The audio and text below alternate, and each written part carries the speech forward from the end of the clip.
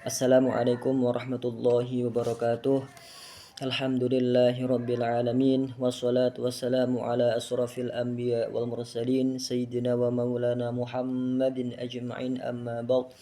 Hadratil muhtaramin, para alim, para kiai, para sesepuh bene sepuh ingkang tansah kaula taati, ingkang kaula ta'zimi, wabil khusus seluruh dosen sekolah tinggi ilmu tarbiyah Al-Urwatul Wuthqa yang selalu dalam lindungan Allah, yang selalu dalam ridha Allah, dan khususnya pengampu mata kuliah tafsir amali Bapak Ragil Saifullah MPD yang selalu berbahagia, yang selalu dalam lindungan Allah, yang selalu diridhai oleh Allah Subhanahu wa taala.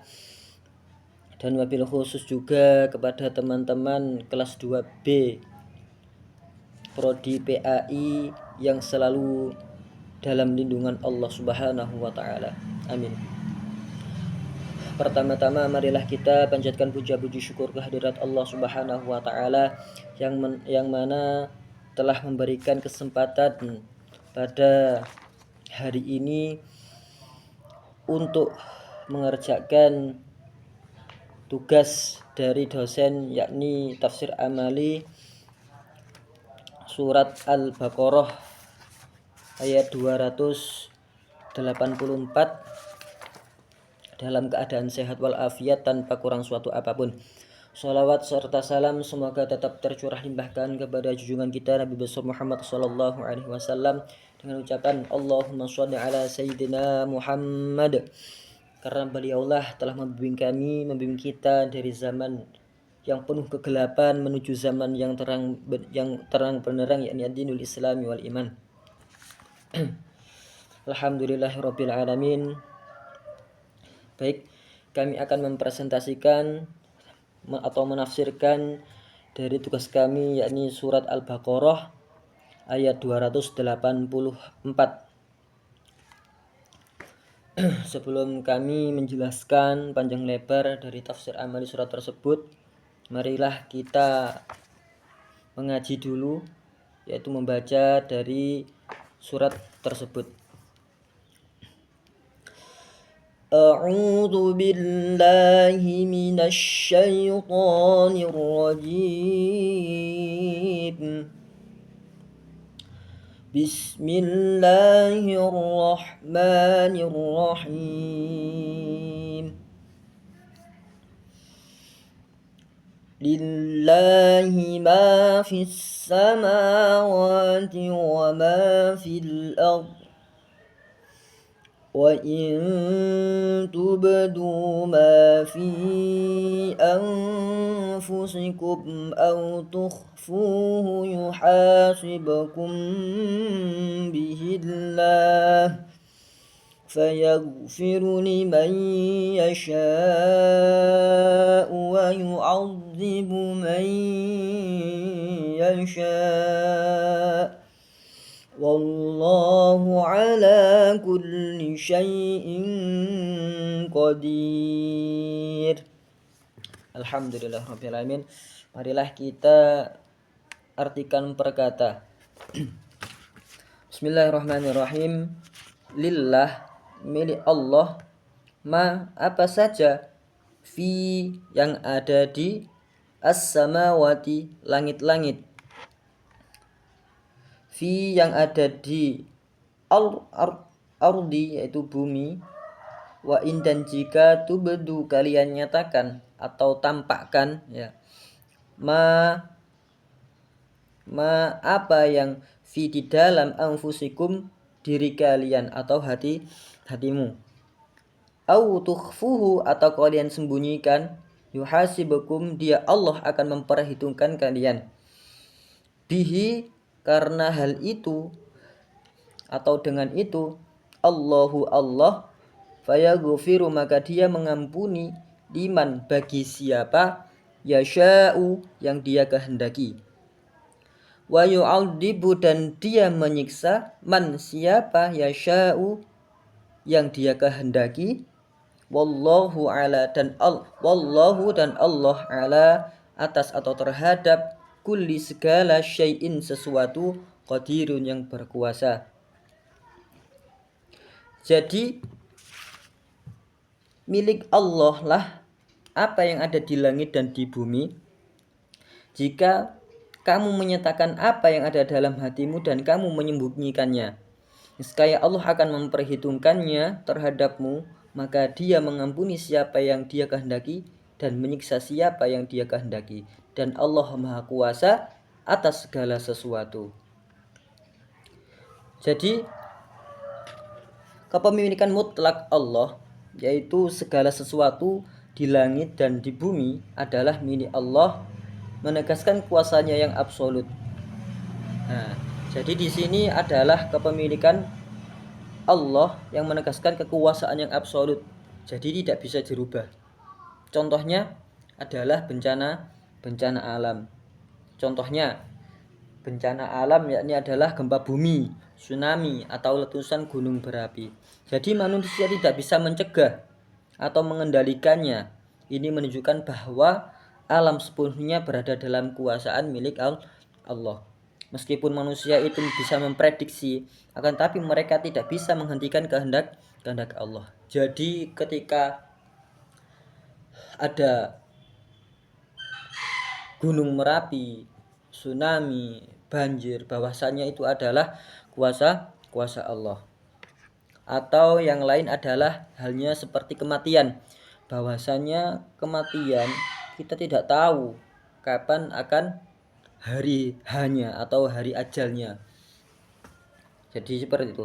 Di seorang bayi lahir ke dunia atau seorang meninggal, semuanya itu terjadi karena ketentuan atau kehendak Allah. Ini yang membuktikan bahwa jika jiwa dan kehidupan manusia itu adalah milik Allah dan Dialah mengatur waktunya.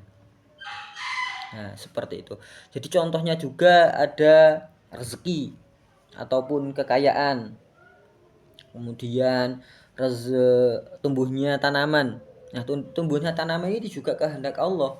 Jadi ketika kita sudah berusaha, bahwasanya kita sudah menanam, memupuk ataupun merawat, akan tetapi kalau Allah tidak menghendaki, apalah daya tanaman itu bisa tidak tumbuh ataupun bisa tumbuh tapi mati. Jadi itu semua adalah kuasa Allah. Kemudian ada juga yaitu contohnya adalah peredaran matahari atau bulan. Jadi kita seolah-olah di bumi ini diam. Akan tetapi bahwasanya bumi adalah mengelilingi matahari, bahwa itu bergerak. Kita digerakkan oleh siapa? Ya oleh Allah Subhanahu wa taala. Jadi tidak ada satupun manusia yang menghentikan matahari terbit, terbenam atau mengatur fase bulan. Semua benda langit berjalan sesuai dengan hukum dan milik Allah. Siapa yang menjalankan? Kembali kepada Allah Subhanahu wa taala. Itu. Kemudian yaitu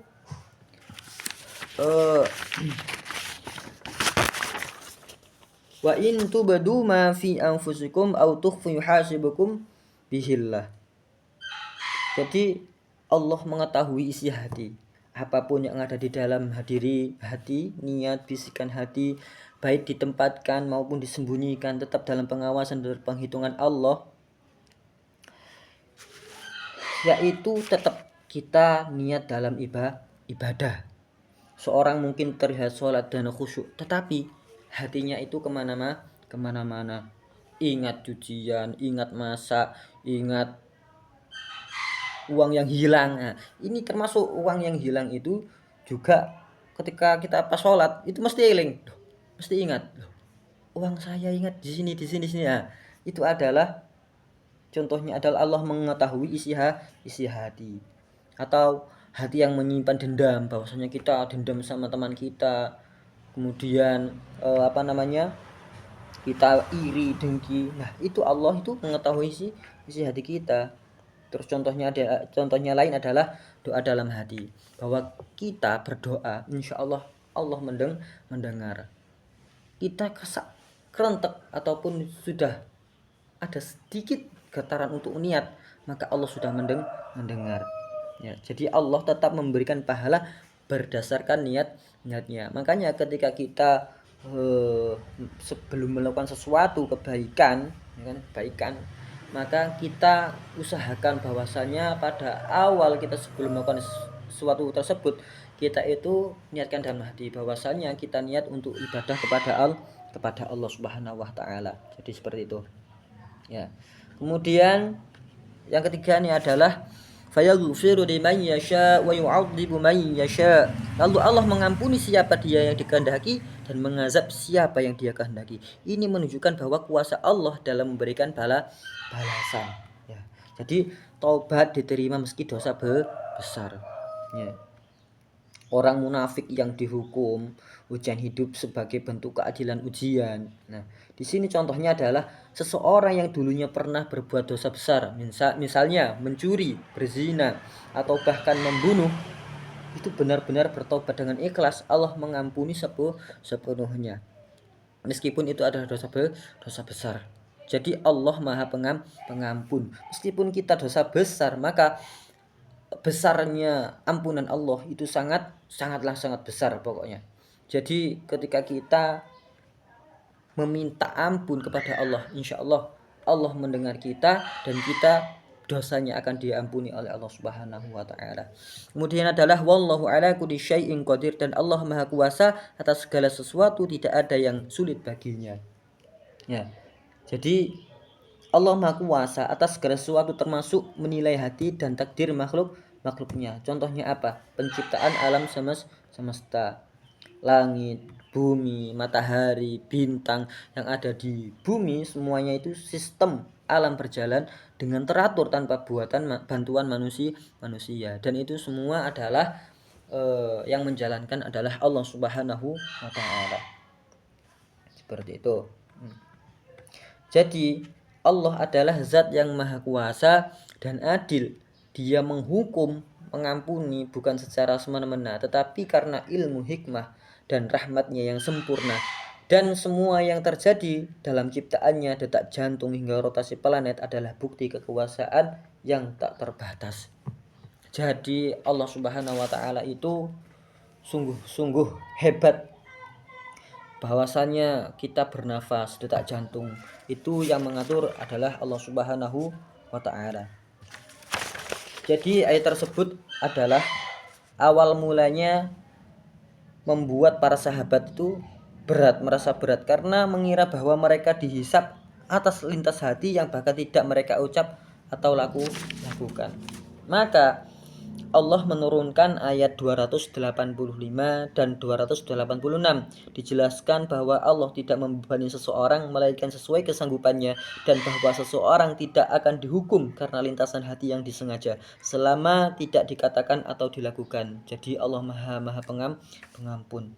Jadi ayat ini menunjukkan bahwa kesempurnaan ilmu dan keadilan Allah serta diperlunya keikhlasan dan hati-hati bahkan dalam niat atau lintasan hati. Jadi kita itu lebih hati-hati dalam berniat, dalam melakukan sesuatu, itu Allah Maha mengetahui.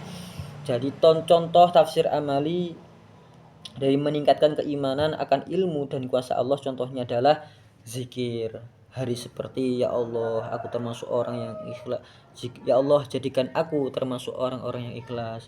Kemudian amalannya adalah perbanyak istighfar dalam hati setiap setelah sholat ya. Kemudian latihan diri berniat hanya karena Allah, kemudian membaca doa, kemudian banyak-banyak istighfar dan bangun malam dan sholat tahajud. Itu adalah tafsir amaliyahnya dari surat tersebut. Jadi hikmahnya adalah sangat-sangat banyak. Kita menjadi tenang, menjadi sadar bahwasanya Allah itu melihat kita, dan segala sesuatu yang kita lakukan itu Allah melihat. Dan terima kasih, itu adalah keterangan yang bisa kami sampaikan. Bila mana keterangan tersebut tadi ada kurang salahnya, kami mohon maaf dan perlu dikritik ataupun didiskusikan lagi ataupun bisa dibenahi. Kami mohon maaf yang sebesar-besarnya atas ucapan yang keliru dalam hati kami. Kami atas nama Muhammad Zainal Fanani, kelas 2B tugas tafsir amali Pak Ragil Saifullah MPD. Kami mengucapkan terima kasih. Ihdinas siratal mustaqim. Wassalamualaikum warahmatullahi wabarakatuh.